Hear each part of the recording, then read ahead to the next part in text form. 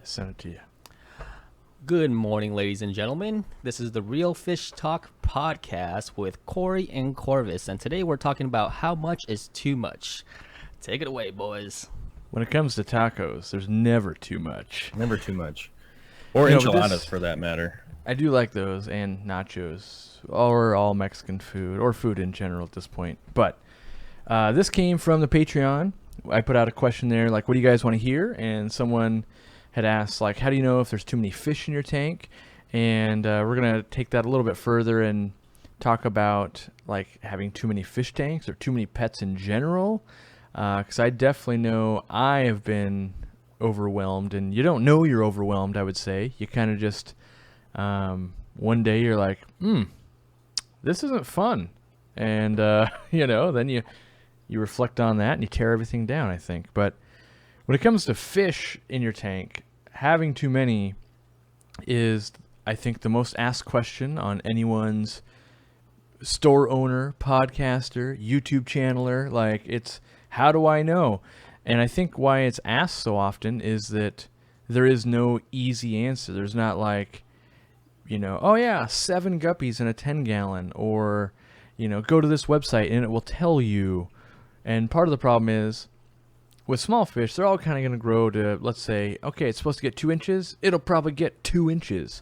But when you get to, let's say, Oscars or even bigger fish, you might only ever get it to 2/3 its size. And then depending on the food you feed is going to matter, and your water change schedule, and how hot your place is. Like, for instance, if you live in Puerto Rico and you can't get your tank below 85 degrees, that will probably impact how many fish you can keep versus if you could keep it like here in Washington. For me, I can pretty much have any temperature I want. So what's your advice, Joel, when someone goes, how many fish should I keep in my tank?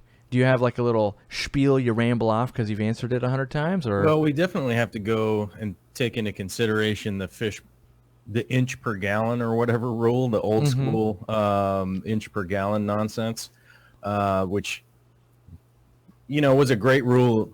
Was a great rule to follow many, many years ago. It's sort of like the watts per gallon thing, when there was only one kind of light, and there was really, inch per gallon was kind of like, most of the fish that were being kept were about the same, but as we know, it's way different to have a giant arowana in a tank versus some minnows, right? Yep. And if you just were calculating inch per inch, it doesn't make a whole lot of sense when you've got a big giant arowana, right? Versus a bunch of little guppies or minnows or something along those lines. So kind of the way that I look at it now is that I start to think about like the feeding, the feeding properties of the fish, right? Yep. So if we think about like, small feeder type fish, they're going to be eating a lot of flake food and pellets and maybe bloodworms and those kinds of things. So it's a lot easier to maintain that because they don't, how much food you're adding is really easy to keep track of.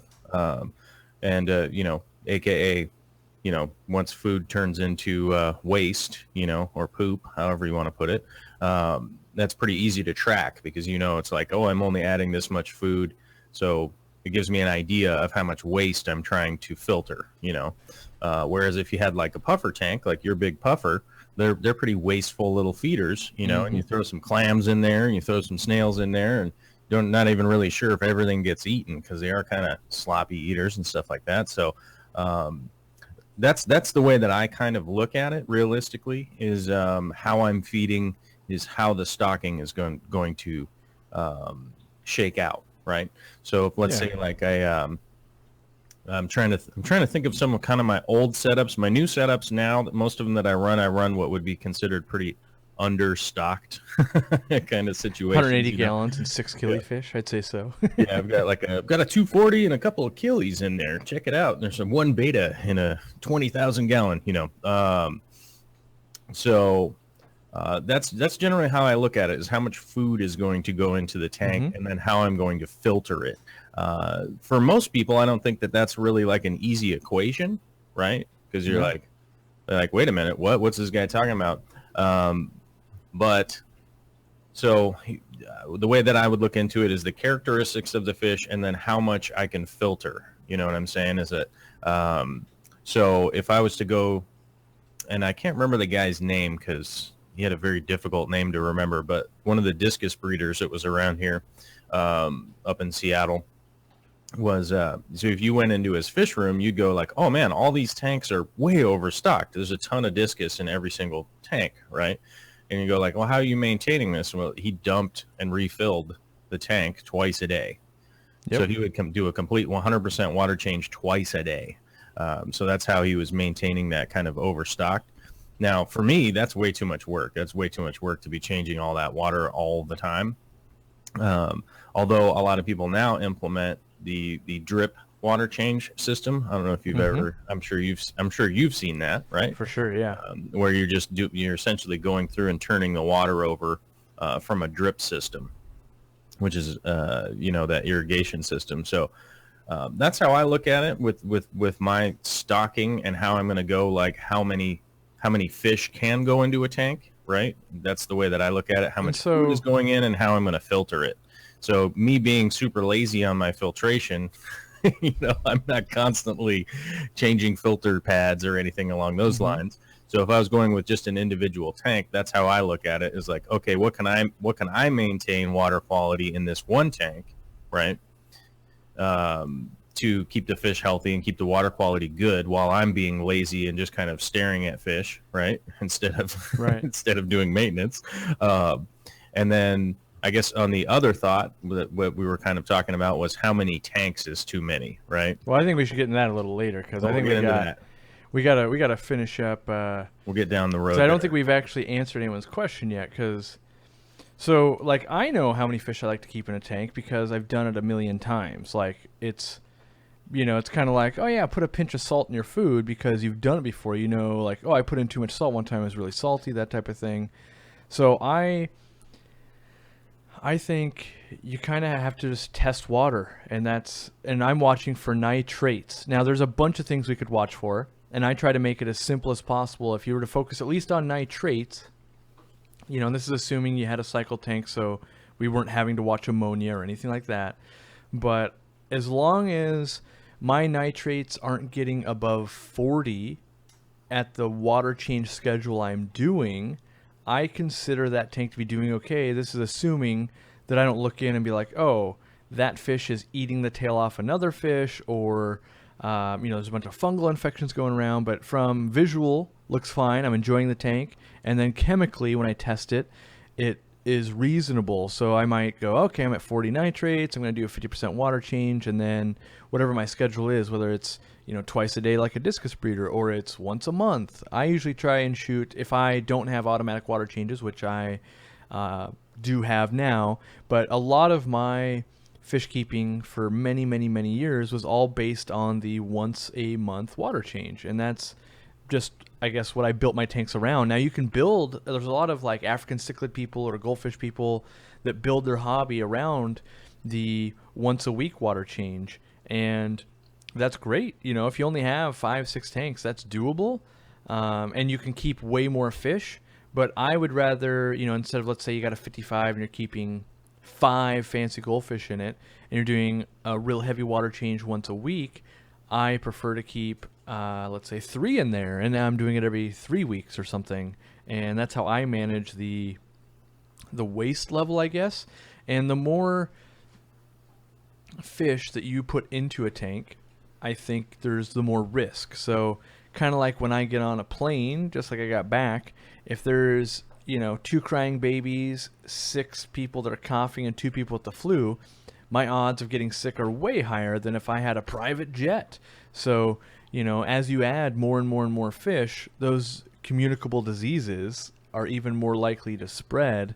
And so that's how I manage it. And that's kind of hard because some people rarely test their water, but the reality is I don't think there's any way you could possibly know, do you have too many or don't you have too many, without testing water quality. And when it comes to feeding the tank, I am 100% on board with Joel in that I feed an aquarium, not the fish. So I'm trying to, visualize how much food is going into this aquarium, not how many fish are there. Because whether you have 100 fish or 2 fish, if you feed 2 pellets of food, it's the same load on the tank. And so, we got to watch out for aggression. You should use it for really underfeeding, but that's a way you can get through it.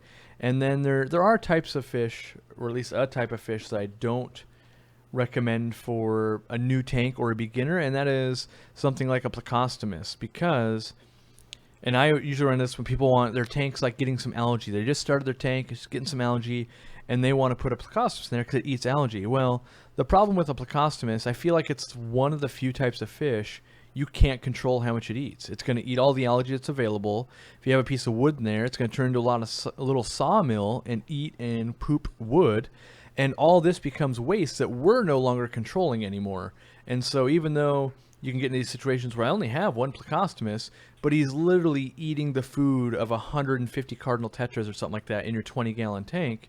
And so I've watched a lot of people, I don't get it. I'm not even feeding the tank and the ammonia is going up. Meanwhile, they're not seeing like, and if you've been in the hobby for a little while, you've had this where you've got that piece of wood and you go, you know what? I'm going to move that piece of wood to the middle of the tank. And then you see that like, oh my God, what was underneath this thing? This thing was just like a swampy, poopy mess. Like it looks horrible, and you move it and it gets all wafted up into the tank, and all that's been in your water the whole time. And so I think the plecostomus hand grenade that's in there. There you go. I had forgotten it had a name. Yeah. The poop surprise. Yeah. But yeah, so there are some fish like that, and I'm sure there's some other ones that I could think of if I really thought about it, but the way they feed is uncontrollable. And so with something like a guppy, and this was where the original question started, was how do I know if I have too many guppies or something like that? I myself like to feed an aquarium to the schedule I can keep up with. So if that's 1 cube of, let's say, bloodworms every day, and it's in a 20-gallon, and I change water once a month at 40% water change, and my nitrates stay well, what'll happen long term with the guppies is they will breed up to a certain population, and then they'll run out of food. So 1 cube of bloodworms won't feed, 20 adults and 160 babies, but it might feed 30 adults. And so ideally you'd watch the tank kind of plateau. And a lot of people have problems with that. They kind of go like, well, I can't possibly watch any of these babies die. Well, then you kind of have a problem of, overpopulation. If you're always going to put more food in to compensate, the only other thing you can do is compensate by tank size or water size. Yeah, I mean, you'd always have to upgrade a system to a certain degree with some of the prolific breeders out there. That is for sure. Mm-hmm. You will reach a point where the population is too high. And I think honestly, like, if I was trying to give somebody blanket advice, Yep. is just a blanket answer. Yeah, get yourself a Snuggie. I got it. Yeah, get yourself a little Snuggie. But you'd want to think about them. Would want to find the maximum size of whatever fish you were planning to stock into an aquarium, right? And then take that into consideration when setting up.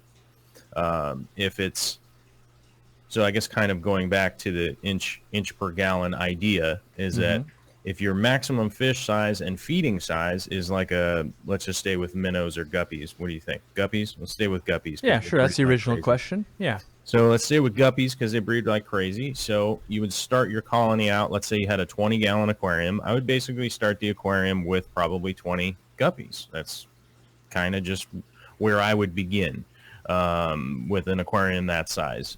And then take into consideration that the population is going to start growing. And then by the time you're around to that point, so let's say you had started this aquarium, you've been feeding these fish, and they've started breeding. By the time you get to that point where they are breeding and your population has, say, tripled, so you went from 20 fish to 60 fish now, that's going to be a decent amount of time for you to be water testing as that's happening. So let's say you've been water testing every third day or something like that. And this is the good point is you should have been testing the whole way. A lot of people go, stuff's starting to die. I should start testing my water. You should already Right. have a backlog of like, no, I watched this happen the whole way there. Right. You have if you have no comparison, more often than not, if you have nothing to compare to, as far as like notes or what you've been doing for a long time, then you could test right today. Like you could come here and test one of my tanks today and go, oh, hey, this looks a little bit weird. But if you have nothing to compare to, it wouldn't matter. Like whatever information that you had doesn't mean anything necessarily. Because you could Unless test it was 40 something that nitrates. was- right. And you go, could oh my God, we got to change water. Then realize, oh, that hasn't changed in 3 years. Right. This nitrate level on this tank is stable, and that's what's normal, essentially, Right. for this little ecosystem. So, because like on my 240, nitrates might be a little bit high because I have a ton of material that's breaking down in the sump. But it might not be contributing to the bio load of the aquarium, right? So it may not be Right. detrimental to what's going on in the aquarium, but if you just blanket tested it and went, oh, look, this is crazy, it wouldn't matter. You wouldn't have that information. But if I was to give advice to somebody that was starting out and they were trying to figure out how to stock, that's how I would go. As I would say, start out with your initial setup and then keep testing. And then you're going to keep track of, you just get a spiral notebook and just write it down, today, the 17th of October, here's all my readouts of what was going on. And then, 3 or 4 days later, when you go to test again, I always recommend people to test every 3rd to 4th day. So probably twice a week. Otherwise, just the human effect of things. If you're trying to test every single day, you eventually will fall off that schedule. Yeah, I try for like, Sunday. Like a lot of people like to do their water changes once a week or something like that. So if they water change or if they test before they water change on a weekly basis, you'll have, you have like, okay, I know what's going on within the last week at least, I mean, more the merrier. I'm not going to say don't do it more, but yeah. Well, you should. Of course, test it every 20 minutes for sure. Yeah. Don't sleep ever again. But if I was to give advice, I normally say pick 2 days out of the week to test one of the days with your water change, like you said. I always try to give the recommendation for people to be doing weekly water changes, which could eventually, down the road, you could start figuring out like, oh, wait a minute, I don't need to do weekly. Maybe I'm doing bi-weekly, or like you said earlier, plan for a monthly water change. As long as it's a plan, I think that's the important part, that you have a plan and not just like, oh, I just do it because that's what I do, but, oh, I've built my plan around doing this. Right.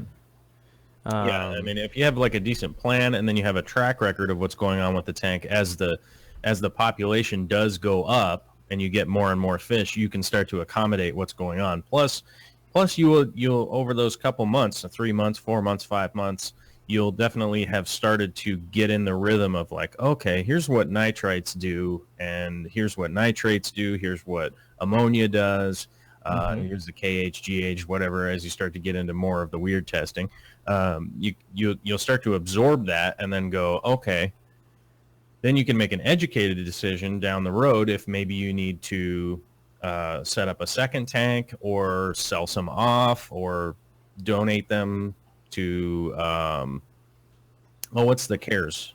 What's the CARES Club? Maybe you could donate them to. I think it's just CARES. Like a local school. Like a local school maybe need some fish for. That always is a great thing. But you could always make that decision down the road, because now you're starting to gather your evidence, you're starting to gather your own understanding of what the tank is. So hopefully that makes sense. Does that make sense? What's your threshold? What's your like waste threshold? Where's the, oh man, I should be doing some water changes for you personally? Like I know mine's at about 40, which is higher than the rest of the internet. So I'm crazy, but I'm always reticent to tell people exactly what I do. Okay. Because there are often times I find myself running on the razor's edge of being lazy versus being proactive. I for sure am lazy. Like I don't even deny that. And I do run like wildly understocked aquariums, right? So let's also keep that in mind. So if I was to say, I get to 20, I get to 30, I get whatever, it's not necessarily what I'm doing. Most of my aquariums that I operate now, and this is terrible to say, but so many years down the road where kind of I'm at, I rarely ever test. I personally rarely test now, and that's terrible advice for anybody that's starting out. Right. But if you did pull, like, let's say you tested nitrates, what number tells Joel I've messed up here? Like for me, that's like the messed up number. I'm probably like, oh my God, I'm like at 100, but what is the number for you where I'm like, oh geez, I really need to start paying more attention to this tank? Or do you just go like, oh, I got 60, I'll do a little water change, I'll put a little more plants, I'll be done. Like, if you were to test, what sets off the oh my God meter for Joel? Well, that's a really difficult answer to question, because normally the answer is always a water change, right? Yep. So because I so rarely test now, as far as my freshwater tanks go, it's super rare that I test my freshwater tank. And I always test my reef tank, but those are just so wildly different. Yep. But the answer for me is almost always, if something's wrong, do a water change. So nowadays I just do a water change instead of testing. Okay. So like I said, it's terrible advice for somebody that's starting out of what I do. You know what I mean? So let's if I ever go like, wow, I should get out the test kit, what I end up doing is I just get out the hoses and do a water change. Because almost always the resolution is going to be for me to do a water change. If I go, oh, my ammonia is too high,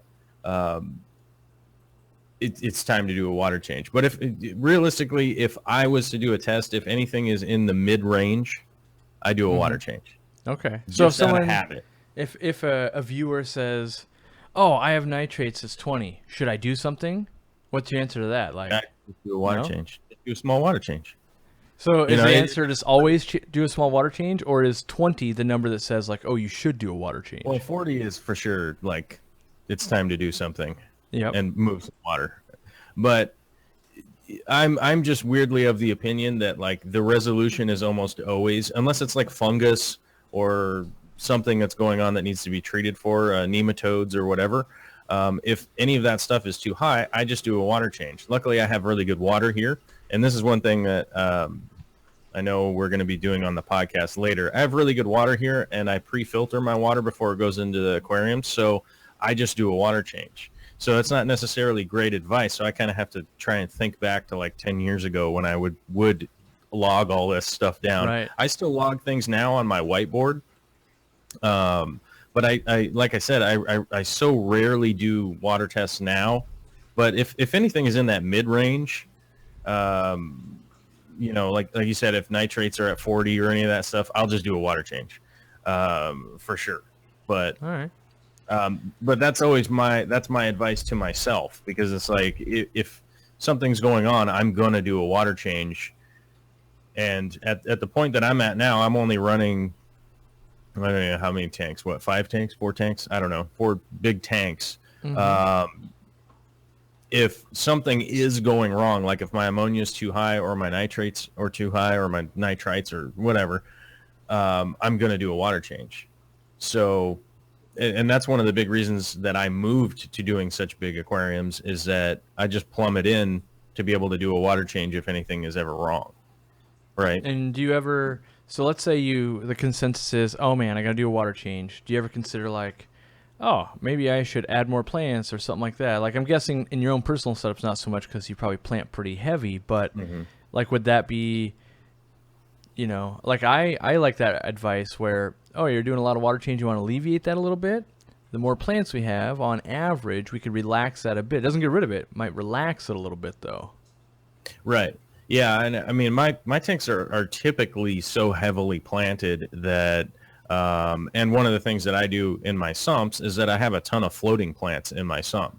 And it's because they don't, and here's one of the things, like one of the reasons I don't necessarily water test with my personal setups, it does extend to my sump, right?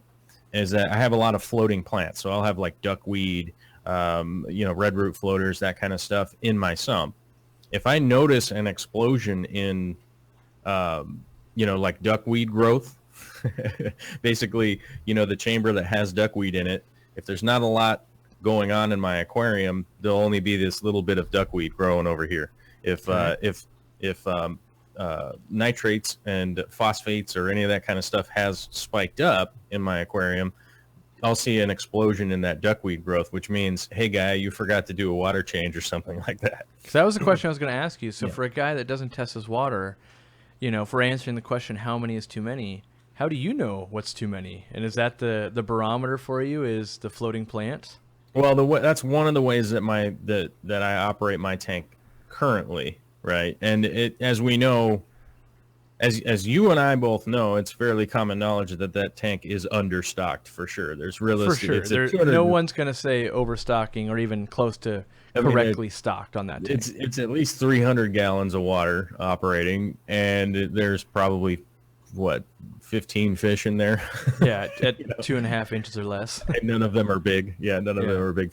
So, but yeah, that's one of the things that I definitely do, because I'm always paying attention to what my plants are doing. If my plants are growing properly, if they're showing any signs of, if they're lacking a nutrient or something is going on, that's stuff that I'm always watching. I love fish. I love shrimp for sure. But deep down in my heart, it's the plants that I'm all about. So those are the one thing that I do definitely constantly pay attention to. And I found in my own experience that if I'm really paying attention to plant health, my fish benefit quite a bit. So that's the stuff that I kind of, that's my barometer as to what's going on, like in the 240, for instance, is that, that duckweed will suddenly start growing if something weird has gone on. And that means now it's time for me to kind of look around in the tank.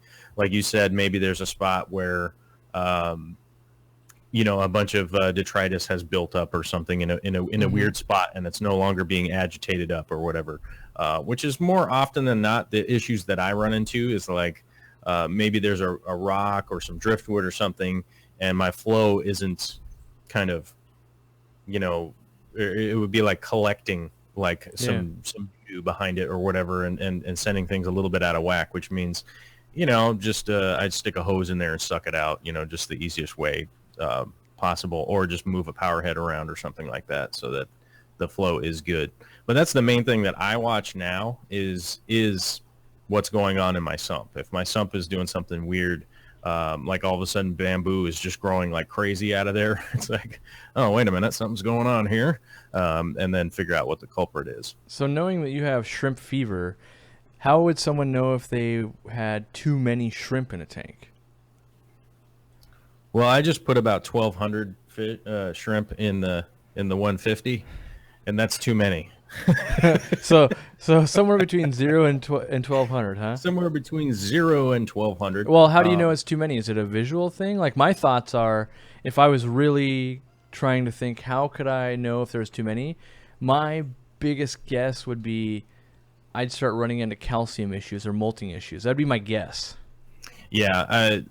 So how many shrimp is too many? The long-standing truth, or not truth, but the long-standing rumor has always been that shrimp have zero bioload, right? Mm-hmm. Is that they've always, people have said for a long time that, oh, well, they eat the waste that they create, so they basically have zero bioload. And you're like, okay, so they're not alive then? Is that basically kind of what you're getting down to? They do have a bit of a bioload, and they do use up things from your water, from your fish tank.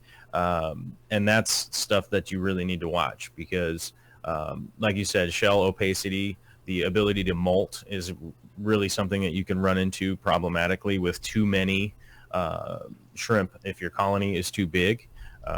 And they'll start out competing each other. So basically your baby shrimp will not get an opportunity to grow up.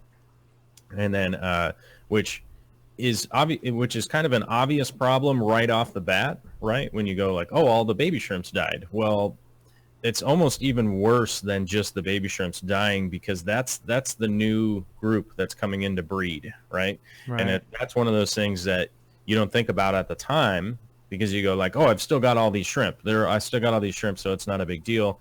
But it's something that comes back to kick you right in the pants like 6 months later when you go, these guys haven't bred in a long time. What's going on here? And it's like, well, because that whole generation of babies just basically got knocked out, where it was like, these are the ones that are supposed to be juveniles right now, and now they're not here, kind of situation. So that's a lot of the stuff to look out for. Remineralizing your water is, in certain ways, kind of difficult to do for somebody who's a novice. It really, like, right when you're starting out, it's really confusing. It's something. I think it's confusing for everyone. Like, even yeah. if you've kept 1 million tanks and today is the first day you're ever going to go, let me take a look at my water structure and figure out my treatment plan long term, it'll be a couple of weeks of work, But once you got that, written down and figured out, and, you test out on your 5-gallon bucket and all that, unless your water structure changes, you've got to figure it out. But I think everyone goes through that, like, well, that didn't do what I thought it was going to do phase. Like, you're like, oh, I must have added too much of this or too much of that. And you get it dialed into what makes sense. Right. But the second part is, and we talked about this at the beginning, how many is too many when it comes to tanks? Like, I know I definitely have been there multiple times. In fact, the first time, well, not the first time, but one of the biggest times I ever ran into it was actually at a store. Like, worked at a store. We had 300 aquariums. Mm-hmm. And by my estimation with the current employees we had and stuff, they were not at the level I wanted them to be in terms of, like, show tankness, clarity, that type of thing.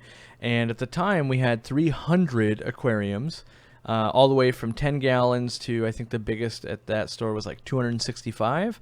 And, there's multiple 240s and 180s, and there's all these different sizes in between there, with the majority probably being 20 gallons. Mm-hmm. Now, at the math, with 300 tanks, that meant in a month, if we were to clean them once a month, that meant we had to do 10 a day. And with 2 employees, we were kind of working where 2 people would work on the weekends, and weekends would be so busy that you had to have 2 people, and you couldn't really clean any aquariums. So that was kind of a problem. And then most other days was like 1, and then on fish receiving day, like 2. So that meant you had to run the entire store yourself and then clean 10 aquariums in an 8-hour shift. And you're going, well, it shouldn't be that hard. But let's say it took 20 minutes. That means you had to get 1 done an hour, pretty much, well, more than 1, because you only have 8 hours and you got to clean 10. And that sounds okay when it's a 20-gallon, but some of those days, one of your 10 aquariums today is the 265 or that 180-gallon over there. Mm-hmm. And long term, things would just happen, where, we got extra busy. Yeah, I don't know. That Tuesday, a lot of people came in, so you didn't clean any. And so then you're just constantly falling behind. And that was definitely a scenario where 300 tanks for the employees we had, just unsustainable. And overall, all fish were at a lower level than if we had had less tanks. And that's why when I started my store, I only have about 100 aquariums in that store. And the goal was so that we could always stay way on top of them. So then I only got to do about 3 a day. That's way more manageable when you have either 1 employee, and that's what I started the store as, only having 1 employee. And now we have, probably 3 or 4 employees at any given day. So it's really easy for the crew to kind of stay up on top and then do all the extra things. Because with all those tanks, you still were supposed to be dusting shelves and all that kind of stuff. And then in my own personal aquariums, like right now, I'm kind of going through that struggle. We were up around 60, 70 aquariums / totes / ponds / whatever. And as I get busier and busier with the business, I was spending less and less time with each aquarium. And so, I think I always forget, because I just think more is better. I want to keep this fish. I want to do that thing. But if I now, like my goal, and this sounds so dumb, I think, but I think a lot of people with a lot of aquariums might resonate with you. My whole goal, and this is a goal, I don't even do it, but my goal is to spend 1 hour every day with my aquariums at home. And I would say half the time that doesn't happen.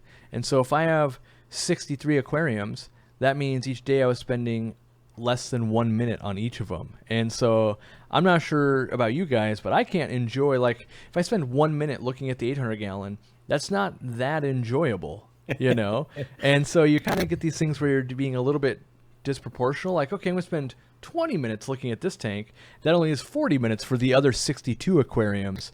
And you've got all these breeding projects and stuff like that. So I know that my fish are better and I'm better and I enjoy certain fish more the less aquariums I have. If I only had 3 aquariums, let's say I had the 800 gallon, a 55, and a 75, and I spent 1 hour, those 3 tanks would look amazing, be breeding at top tier, doing everything I wanted to do, but I've got this horrible case of collectoritis where I keep buying more and more and more and more fish, and yeah, I do have auto water changes and things to help me out, but that's what I'm trying to figure out right now with the fish room remodel. How many? 63 was too many, or at least 63 of the sizes I had was too many. And, I think you've gone through this too, and that's where you're at your current fish room. How do you know, or how do you figure out how many is enough for you? Well, yeah, this is the exact same thing that I pretty much go through, which is time management.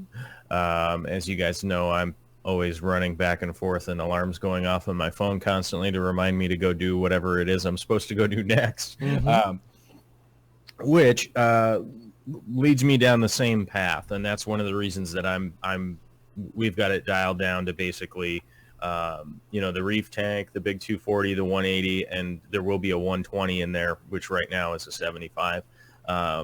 Because when I had racks and racks and racks and racks and rooms of tanks and stuff like that, as you said, more often than not, something is going to go by the wayside, right?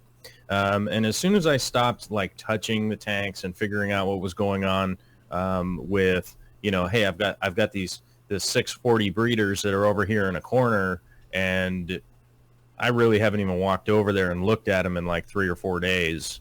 Then I start to realize like, oh, wait a minute. I've got too many tanks, right?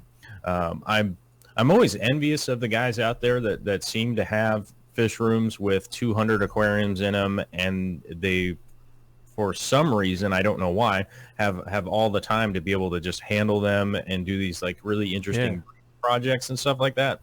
I just do not find myself having that amount of time. I just don't. I fool myself by going, I can do what he's doing. Yeah, it's not that I can't do it.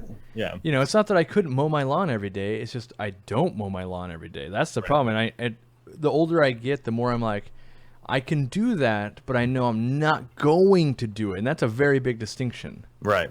That's the big difference, and that brings up a little story close to my heart.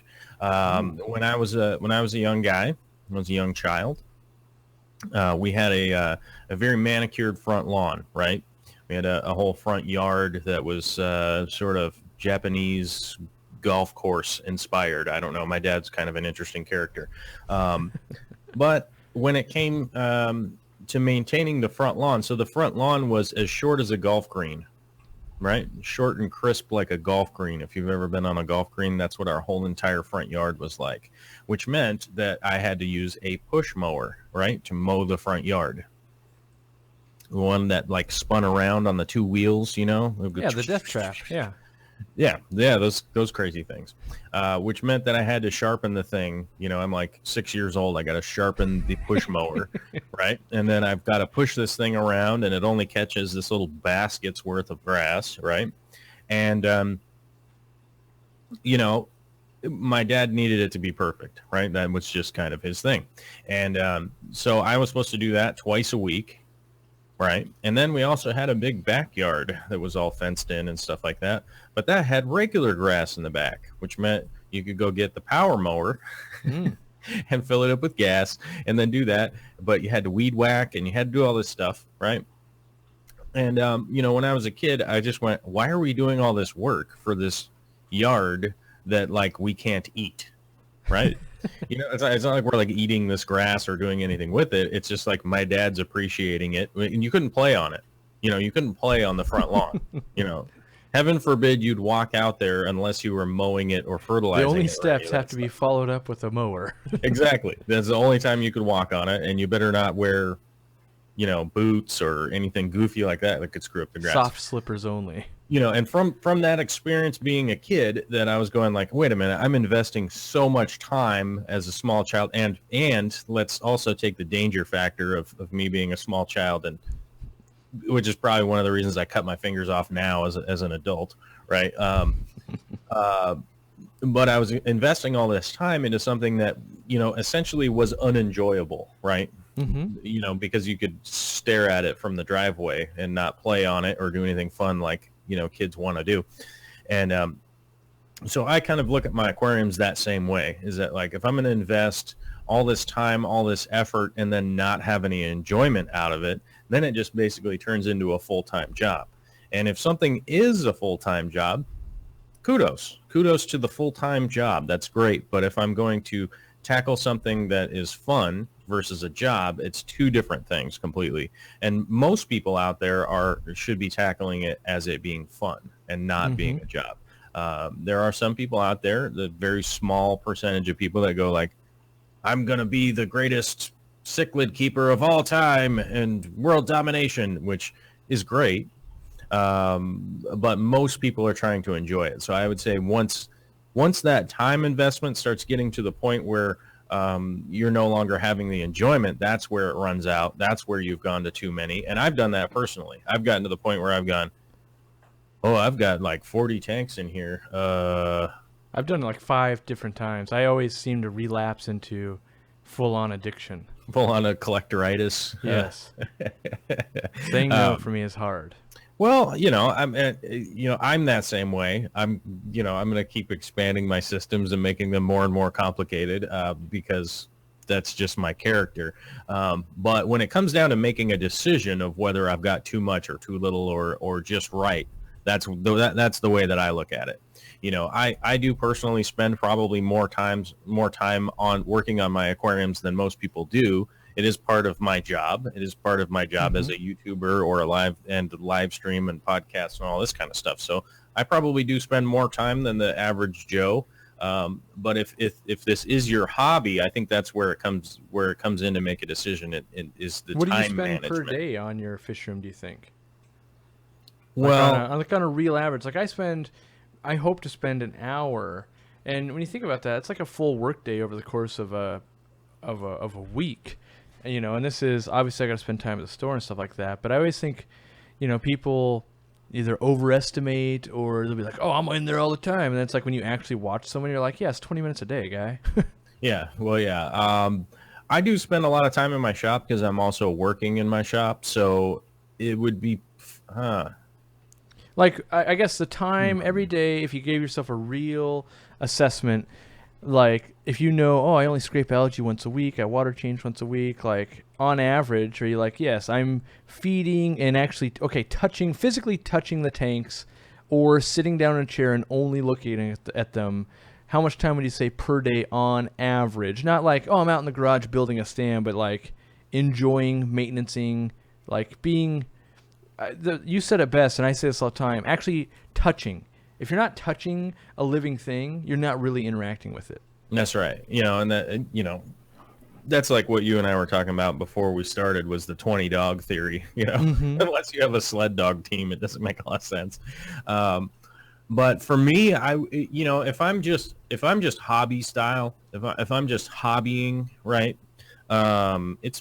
It's realistically probably like a half an hour to 40 minutes a day. I rarely do I spend like the whole hour if I'm just in hobby mode. Right. But, I do so much filming and all of that kind of stuff. Because I don't count that time. If you film all day long, like that to me is not really interacting with the fish. That's me doing a job. Right. That's why it's kind of difficult for me to figure out exactly how much time. But if I'm just hobbying, it's really only a half an hour to 40 minutes. And most of that is just kind of spacing out and staring at a fish and figuring out what it's doing, like, are you breeding? Are you getting ready to breed? What's going on here, fish? What are you doing? Yeah. And a lot of my time would be just kind of fiddling around and looking at what's going on and seeing how, plants are developing, or if I have like pregnant shrimp, I have to admit, I'm one of those guys. When there's a pregnant shrimp there, I'm going to stare at it for a little bit. Like, it's nothing quite as cool as a pregnant shrimp, right? You're just fully buried. You're like, oh man, she's going to release a whole bunch of shrimp here pretty soon. But yeah, if I'm just in hobby mode, it's probably only, a half an hour to 45 minutes. I don't think I hit the hour if I'm just, if I'm just doing general like maintenance and kind of looking around and wiping things off or whatever and that kind of stuff. It's not an overabundance amount of time. Although from a lot of conversations that I've had with people, they're like, really? You spend like a half an hour in here? Like, oh, wow, that's a lot. And it's like, right. Instead of watching a TV show or something like that. Yeah, yeah, it's like I'm going to miss the NCIS or something.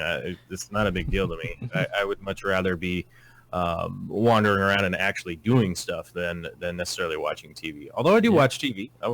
Vicky and I, we, when it gets down to the end of the day, we'll watch a program or something like that. But I have my lights timed for that. The lights go out at 8:30. My lights go out at 8:30, so it's like that 8:30 to 9:30 hour block right there. There's nothing I'm not really going to be doing anything as far as in the shop or any of that kind of stuff. It basically, the shop shuts down, and then at least that last hour I'll come in and hang out with Vicky and that kind of stuff. That's just a personal touch to always remember to have your tanks on a light timer so you don't go over. Sure. So you don't go over.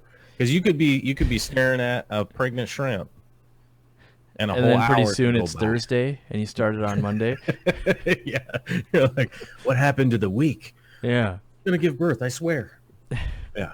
All right, so it's now time for the lightning round. What that means, we got the last 15 minutes. We've got super chats, we've got questions, we've got shenanigans, and we got to fit all those in like the last 15 minutes. Oh no, the lightning round. Yeah. So we got a super chat from Levi Jurich, $5. Thank you so much. No message there, but hey, we appreciate it. Keeps the podcast lights on, which I need another one. I'm kind of dark, but that's the donate. That's the donate super chat. Yeah. Then Michael Trevino, how many tacos is too many tacos? I have an answer to this. Do you have an answer to this, Joel? How many tacos is too many tacos? 7. All right. My answer is, so baseline, tacos can only be crunchy in my world. So how many tacos is too many? When you go to bite into the next one and the bottom of the shell is already soggy, that's how you know it's too many. Yeah, so if 7. You eat slow, okay. So you can take down 7 before I can eat the 6 plate, the 6 tacos. Okay. I get to the 6, right? I get to the 6th one. If there's any more tacos, it's bad news. Yeah, and then it's like, it's soggy and it's falling apart. So I've been testing that taco theory for a long time, and I'm gonna tell you, when you get to the 7th taco, it's not enjoyable either. If you even get through the 7th taco, you're in pain. It's like a weird marathon thing. All this training gone to waste. Yeah. When you think, but you need that 7th taco space for some churros or maybe some flan or any of those delicious dessert. All right, so back to the lightning round. SC Aquatics. I just want the simple yes or no on this one. Got 15 neon tetras, 12 black skirt tetras, 4 mystery snails, a chocolate Aranda goldfish, a calico shabunkin, and a pleco in 65 gallons. And the question is, too much? Question mark? No. I would say, if we're talking about physical waste load, I would say no. I could handle that in the 65. It could be handled. Whether it's being handled or not, we'll never know. But we could handle it. Mike Simmons says, Aqua Advisor site is awesome for gauging stock allowances. I think it's a perfectly good tool for a newbie, but it could lead you way astray. I get a lot of people walk in and they're like, I don't get it. I've got a 20-gallon tank. This thing says I'm already like 40 times over maxed, and I only got 7 neon tetras and 4 corridoras. So it can be a little conservative, and not every fish is dialed into perfection, and definitely doesn't take into account skill level or anything like that, or planet tanks even. I know we've got another super chat from Chicken Joe. Says, woo, first live feed I've made. My fish tanks, thank you. Ooh, we should do a live feed where we actually feed, like eat. It's the live feed. Oh, yeah, we just eat tacos. Eat tacos, yeah. That should be, we got to make that episode because it'll be fun and easy. If you're eating the crunchy tacos, though, we're going to have to figure out how to hit your mute button while you're crunching. No, we'll just have like on the thing, we'll have like a compressor for that. Like, hit the taco button. And then it just you just see the motions of it. Yep. The savagery. Just blood flying everywhere. There's not even blood in tacos. What's going on? Yeah, we could do a live stream taco eating competition. So Roger Deadham. Oh wait, one before that. Priscilla says, "Can you keep Congo tetras and angels since they like the same water parameters?" I definitely have done that multiple times. I haven't run into problems. Mm-hmm. Yeah, I've never had problems with them either. Congos do love to eat the lion's share of the food, but hey, Yes. so do angels. So Congo tetras are quite fast eaters. I will say that they are quite quick. But angels are pigs too. Roger and Deadham. they're both fast water. Oh yeah. Fast water fish, so they would be fine. So Roger Deadham says, "Corey, do you still like New Life Spectrum, or do you think it's a dirty food like me? I think you feed New Life, right? Did I see that in your room? I do feed New Life. Yeah. Is it dirty, or do you like it, or is it? Do you like it and it's dirty? I like it and it's dirty. Yeah. I mean, I wouldn't really consider it to be like super dirty food. It's got a little bit of dust, little particles. It does have a little bit, but a lot of foods do. Yeah, most foods do. I personally I use it because it's really kind of stable. Is the one thing that I've noticed is that if you were to buy a jar from this year versus the jar from last year, it's basically the blend's the same. Yeah, the really blend, uniform. the blends that they're doing is really uniform. There you go. That's a better way to put it. Yeah, I like the Thera A, the one with the crazy amount of garlic. Otherwise, for me, I could use almost any other fish food. Like, to me, New Life Spectrum, that's the one thing they got, is their Thera A has insane amounts of garlic in it, so much so that if you feed your entire fish room, it really doesn't smell good the next day. Like, it's actually a problem. The Thera A is the main one that I feed. But it is a little bit dirty, and I'm not feeding it currently. And I don't know if I'll buy more. I mean, I do it when I want to, I just want to get these fish eating really well when they're new. But I go through phases. I mean, give me 10 minutes and I'll tell you the food in there sucks, and then the next one sucks, and then this one's the best one. And I'm a variety guy. The Thera A is the one that I feed, and then I have the mixed flake from NLS. But I also have tons of the flake's other... insane. It's just a little spendy. It's really good though. It's really good. It's a little expensive. I happened to I was a lucky dude when there was a store that was closing, and they were blowing everything out on super I don't want to move this to the new location kind of situation. And I ended up getting a bunch of that, and just I have some. I bought a bunch of them, kept a bunch of them sealed, so they were fine. I know that people are like, it's got an expiration date. I know, but it's pretty well dried out, and you can tell if it's really expired. Typically, it's because the seal broke for some reason. So I lucked out and got it for a really good price.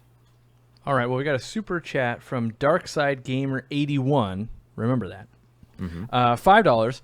And what would you recommend for a Freshwater Planet 65-gallon? Love the show. May the force be with you. So if a 65-gallon landed in your possession right now, what's the snap? I would do this. Right off the top of my head? Yep. Because you can go so many ways that Blackwater Biotope. Blackwater Biotope. What fish live in there? Are you doing archerfish? Okay. Archerfish or discus? Yeah, discus. Okay. Archerfish. I'm trying to think. What else? So I know mine, and if you handed me a 65-gallon and it was sitting right behind me, I would feature Tenopoma leaf fish, like the ones you can get from like PetSmart. I'm really nerding out hard on those things. I would plant it for sure, and I would just have like 6 or 7 of those guys, and it would be super lame for about 3 years, and then everyone would be jealous. I've never done a giant Pagnasis catfish. Since you mentioned the big box stores fish that I always see, those are the ones, if I happen to be at a big box store, I always stop and stare at them. I'm like, you have to get those if you ever do the 22,000-gallon tank. They're one of my absolute favorite fish. I did keep them at about 2-foot mark, and they were stunted at that point. And yes, they do bounce off walls, even in the biggest aquarium that I can buy. But they really are gentle giants and super cool. Yeah, if we ever do the... If we ever do hit that 22,000-gallon Patreon mark, we will certainly that will be the top water. That will be the fish that'll be hanging in the top of that giant tank. That's my plan. Now you made me expose my plan. Oh no! Another super chat. A serious goal to hit. So. That's right. Dominic Martino, $5 super chat. His local store, which is Aquatics Unlimited, we visited there recently, sells their high-grade cherry shrimp for $7.99. how much should he be looking for per shrimp when he sells it back to him?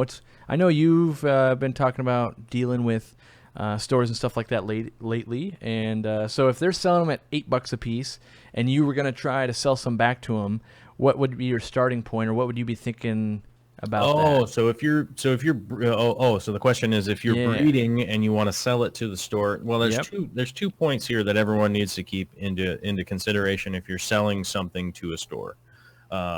Is what's the deal that you're working out with them? Is this a cash purchase deal, or is this a store credit deal? Right.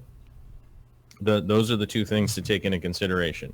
Is that if you're getting store credit, it should be a higher rate, right? Yep. And it should be based on whatever their markup is, right? So let's say, just like any store out there, the stores that are reselling stuff, they buy things, they mark it up, and then they sell it at that price. If you're selling to them at a cash price and then purchasing marked up items in that store, right? Then that's not going to work out very well for you, because you've you've basically just succumbed to the markup, right? And you're going to be losing out. But if you're going to get store credit because you're trading into them, right? You want to take into consideration and go like, hey, what's your markup? Is it 50%, 80%, 100%, 200, 500, whatever it may be?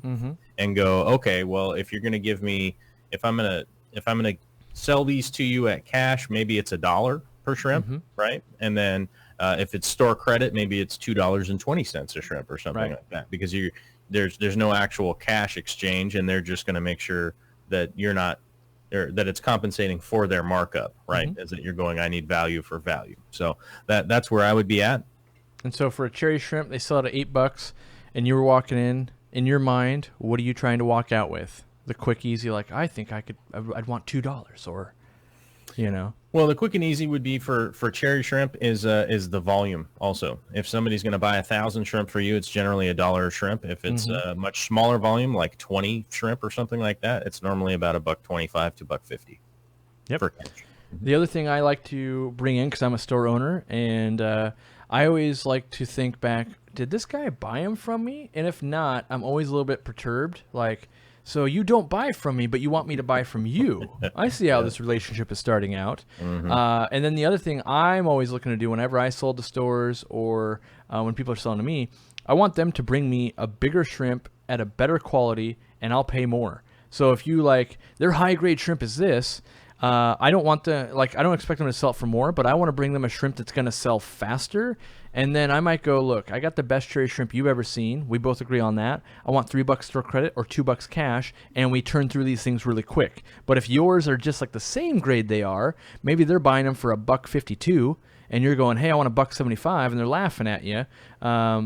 So that's the hard part, and you got to build a relationship. You might be going, oh man, I'm taking a beating with the $1 cherry shrimp I'm selling them, but because you're such a good cherry shrimp supplier, maybe when you start breeding swordtails and sell them to them, they're going, oh, I'm getting $2 a piece for those, because they respect you as a supplier now, whereas your first deal, maybe you're a fly-by-night, unloading my tank, don't know the quality / longevity of this relationship.